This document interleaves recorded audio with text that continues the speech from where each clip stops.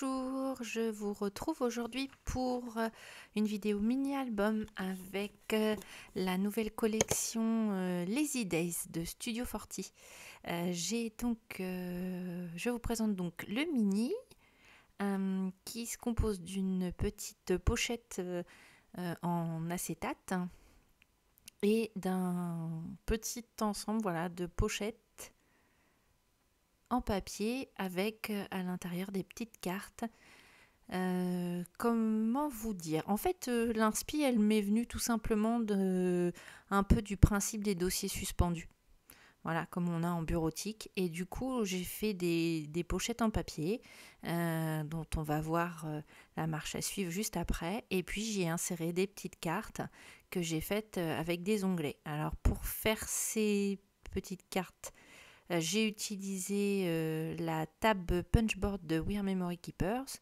Maintenant, vous pouvez très bien découper des rectangles de cardstock et ajouter un onglet réalisé avec une perforatrice ou bien un die. Voilà, il suffit de rajouter ensuite ces onglets. Donc j'ai fait des petites cartes indépendantes qui viennent se mettre dans les pochettes et on peut venir les enlever, les retirer complètement pour feuilleter le mini. Donc c'est comme un peu une pochette de bureautique qui est venue comme ça en base de l'inspiration. Donc on va voir la réalisation de la pochette en acétate et puis l'introduction des petits sequins et puis la petite pochette en papier pour accueillir nos cartes. Donc voici les différentes cartes. Alors là, j'en ai fait 6. On pourrait très bien en mettre plus ou moins. C'est pas un souci. Il suffit après juste de bien adapter la largeur éventuellement de la pochette si besoin. Mais on peut tout à fait en mettre plus. Et voire même plusieurs cartes dans chaque soufflet. Alors voici le schéma de la couverture. Donc j'ai utilisé un acétate imprimé. Qui sont assez épais à la base. Donc vous avez le schéma. Vous retrouverez sur le blog de Studio 40 les schémas également.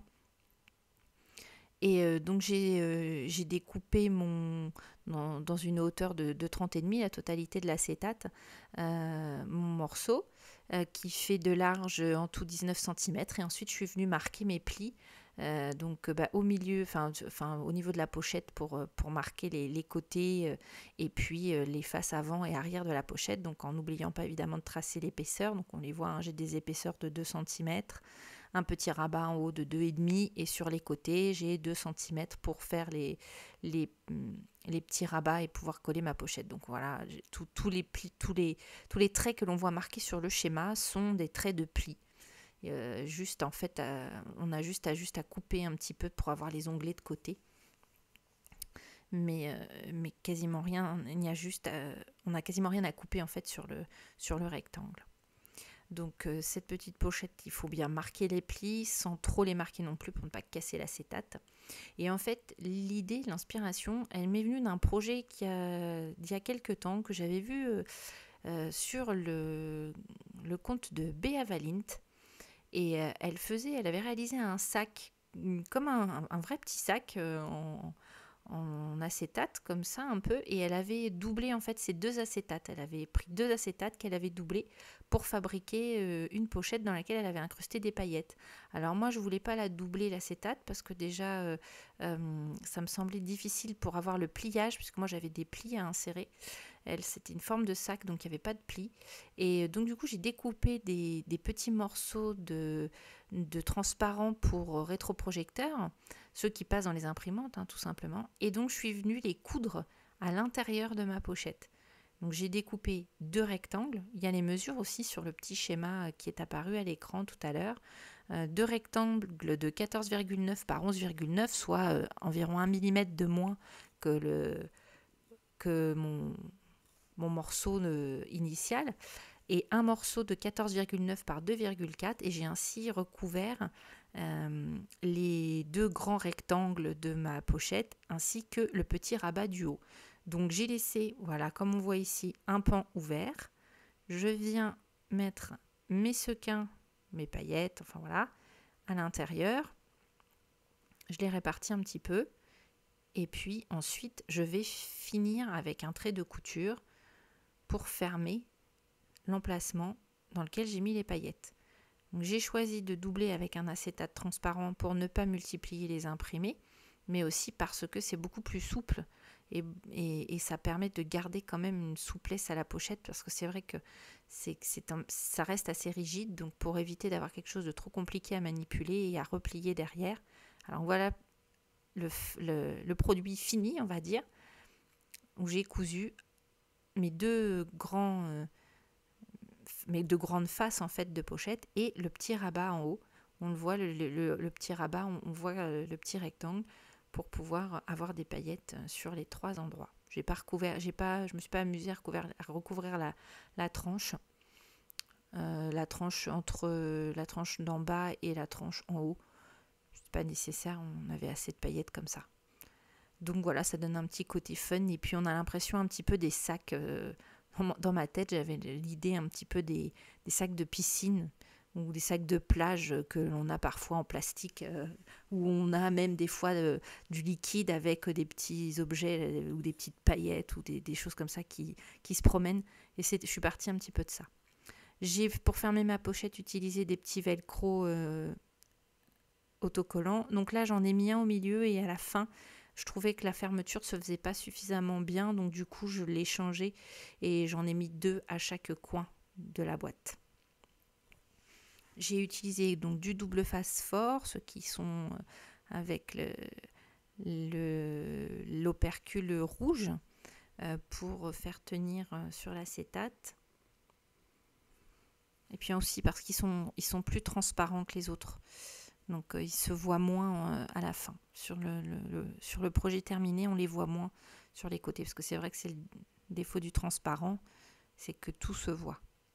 Donc je viens coller mes 2 languettes, l'une sur l'autre. Et puis après je vais venir juste avec un plioir bien appliquer mon double face sur les côtés pour que ça soit bien collé. Utiliser du double face quand même costaud, parce que c'est vrai que sinon ça a du mal à coller sur ce genre de matière, plus la manipulation. Important que le double face soit efficace. Et donc voilà pour la pochette en plastique. On va passer maintenant aux pochettes en papier. Donc là, je vous remonte le schéma. On a une longueur de 22,5 sur une hauteur de 23. On va là par contre avoir une petite phase de découpage pour obtenir donc ceci. Donc, vous voyez les soufflets, on pourrait presque mettre 2 cartes. Si vous avez beaucoup de choses ou vous voulez ajouter des photos, voilà, ça peut aussi être un petit album qui accueille simplement des photos et non pas des cartes décorées ou scrappées. Ça peut juste être pour ranger vos photos. Donc du coup là j'ai mon rectangle, c'est presque un carré, il ne faut pas se tromper entre la hauteur et la largeur, parce qu'il n'y a pas grand chose, il n'y a pas énormément de différence entre les deux. Et donc moi je marque mon pli au milieu, et puis ensuite je viens marquer mes plis de côté, à droite et à gauche, c'est la même chose. Il y a un pli à 1 cm, le premier, et ensuite, donc là on va avoir le pli à 1 cm, un pli ensuite à 2,5 et ensuite un pli à 4 cm. Et on retourne le papier pour faire la même chose de l'autre côté, 1 cm, 2,5 et 4. Et là, voilà, on replie et on va retirer la zone où on a fait nos marques de plis sur l'un des pans de notre pochette, parce qu'un seul est nécessaire. Vous voyez, hop, je découpe le long de la marque du pli et je vais venir plier l'autre morceau. Alors voilà, je plie pour faire un soufflet en fait dans un sens, dans l'autre ça marque mon soufflet et le troisième va simplement me servir à faire mon ma petite languette en fait pour coller ma pochette. Voilà, je coupe les bords en biais et puis je vais venir y mettre mon double face pour obtenir ma pochette finie. Donc c'est tout simple, hein. On peut le décliner après dans différentes tailles. Je suis restée sur des tailles un peu standards. Après, au niveau de la taille des cartes, on est sur du 12 de hauteur par 14 de largeur. Donc oui, pour une photo 10-15, c'est un peu juste. Mais bon, si vous développez vos photos dans un format un peu inférieur au 10-15, si vous êtes en 9-13, vous pouvez très bien coller des photos pleines pages, entrer des photos entières dans la pochette. Moi, j'ai choisi de travailler sur des photos plus petites. Mais on peut très bien travailler sur des photos entières. Et voilà donc notre petite pochette à souffler. Et la première, et je vais vous montrer comment j'en ai fait 6, chacune avec sa petite carte. Donc j'ai décalé mes petits onglets pour pouvoir avoir un petit, pas un dégradé, mais vous voyez ce que je veux dire. Échelonner en fait mes onglets sur la longueur de mes pochettes. Et donc je les ai tous réalisés avec cette petite punchboard. C'est vraiment très très bien. C'est vraiment tout simple et assez facile à faire. Donc là, on va voir l'assemblage en fait de tout ça. C'est tout simple, hein, c'est simplement du double face et je les ai collés une à une en fait, tout simplement. C'est vraiment là un montage vraiment très très simple. Donc je les ai bien collés dos à dos, donc le double face est fort, ça suffit largement. Juste faire bien attention au sens de l'ouverture pour avoir bien les ouvertures en haut à chaque fois. Mais sinon elles ont toutes la même dimension, donc on peut très bien faire ça assez facilement.